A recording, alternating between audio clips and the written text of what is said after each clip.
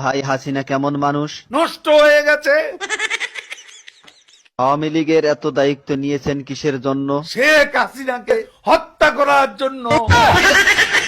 তাহলে তো আপনার ক্ষমতা থাকবে না। আর রাজনীতি করব না।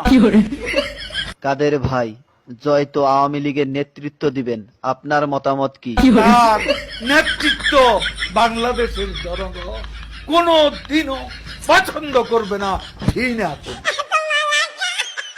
কাদের ভাই, এ কথা শোনার পর হাসিনা তো আপনাকে ঢাকায় থাকতে দিবে না। ঢাকা শহর শেখ হাসিনার কি বাপের সম্পত্তি?